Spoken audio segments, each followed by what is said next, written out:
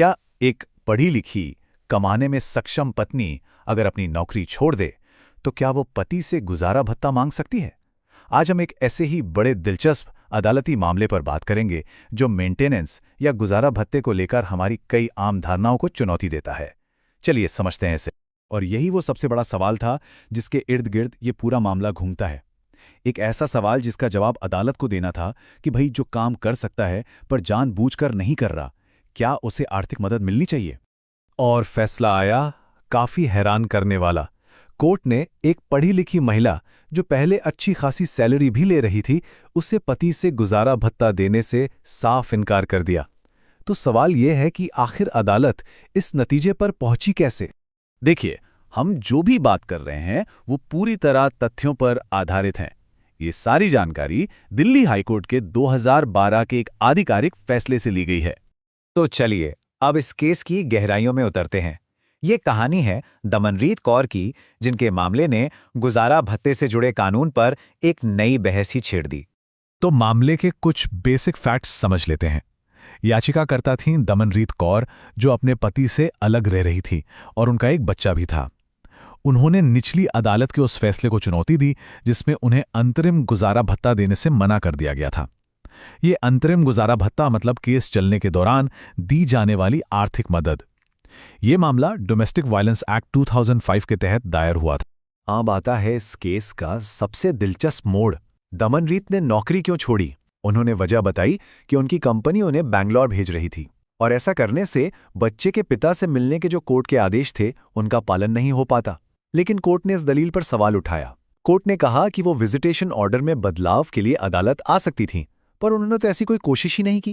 ये केस एक लंबी कानूनी लड़ाई से गुजरा। देखिए, सबसे पहले नवंबर 2010 में मेट्रोपॉलिटन मैजिस्ट्रेट ने पत्नी का दावा खारिज किया। फिर मामला ऊपर गया। जून 2011 में एडिशनल सेशंस जज ने भी पत्नी को गुजारा भत्ता देने से मना कर दिया, लेकिन हाँ, बच्चे के लिए मेंटेनेंस मंजूर कर लिया। और आखिर में मई 2012 में दिल्ली हाईकोर्ट ने भी पत्नी की याचिका को खारिज कर दिया। तो चलिए अब अदालत के तर्क के एकदम कोर में चलते हैं।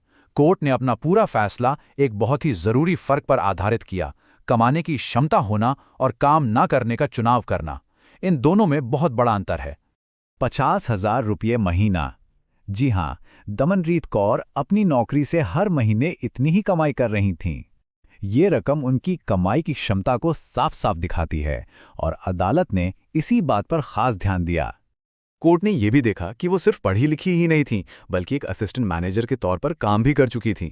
और तो और बच्चे के जन्म के बाद भी उन्होंने 2 साल से ज़्यादा काम किया था। ये बात साबित करती थी कि वो काम और घर की जिम्मेदारियों में बैलेंस बना सकती थीं। तो ये कमाई की क्षमता या अर्निंग कैपेसिटी का कानूनी मतलब क्या है? देखिए, इसका सीधा सा मतलब है कि अदालत ये देखती है कि कोई इंसान अपनी क्वालिफिकेशन और एक्सपीरियंस के आधार पर कितना कमा सकता है। इससे फर्क नहीं पड़ता कि वो अभी कितना कमा रहा है या नहीं कमा रहा। और यही इस केस का सेंट्रल पॉइंट था। अब आते हैं इस मामले के एक और बहुत ज़रूरी पहलू पर। अदालत ने पत्नी और बच्चे के मेंटेनेंस के दावों को बिल्कुल अलग अलग चश्मे से क्यों देखा? चलिए इसे भी समझते हैं। हुआ ये कि शुरू में निचली अदालत ने एक टेक्निकल वजह से बच्चे का दावा खारिज कर दिया था, लेकिन जब मामला ऊपरी अदालत में गया तो उन्होंने इस भूल को सुधारा। उन्होंने साफ साफ कहा कि बच्चे का कल्याण सबसे ऊपर है और किसी भी तकनीकी कारण से उसके अधिकार को नकारा नहीं जा सकता।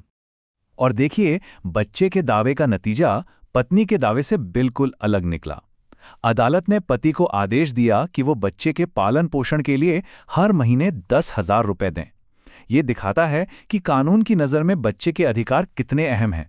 इस पूरे फैसले के पीछे एक बहुत ही पावरफुल कानूनी सिद्धांत था, जिसे हम आलसी जीवन साथी का सिद्धांत या आइडल स्पाउस डॉक्ट्रिन भी कह सकते हैं। इसी सिद्धांत ने इस फैसले को एक ऐतिहासिक दिशा दी। देखिए, अदालत के फैसले अक्सर पुराने मामलों की मिसालों पर आधारित होते हैं। इस केस में भी कोर्ट ने ममता जायसवाल बनाम राजेश जायसवाल केस का जिक्र किया, जो इस तरह की सिचुएशन के लिए एक बहुत बड़ी मिसाल बन चुका है।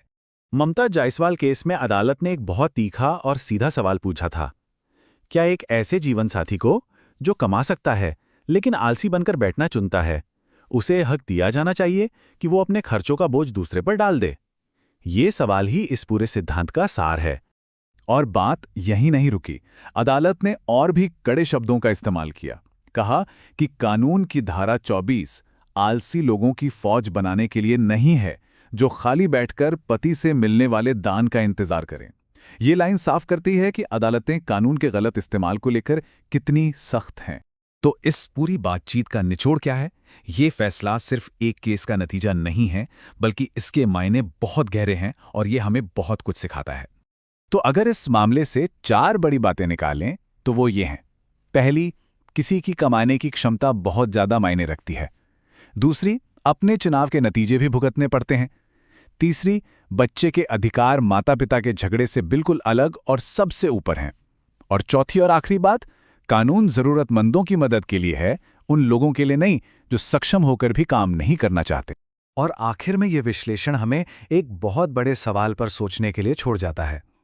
आज जब हम बराबरी की बात करते हैं तो ऐसे में कानून को किसी के व्यक्तिगत चुनाव और उसकी आर्थिक जिम्मेदारियों के बीच सही बैलेंस कैसे बनाना चाहिए? ये एक ऐसा सवाल है जो आने वाले समय में और भी ज्यादा जरूरी होता जाएगा।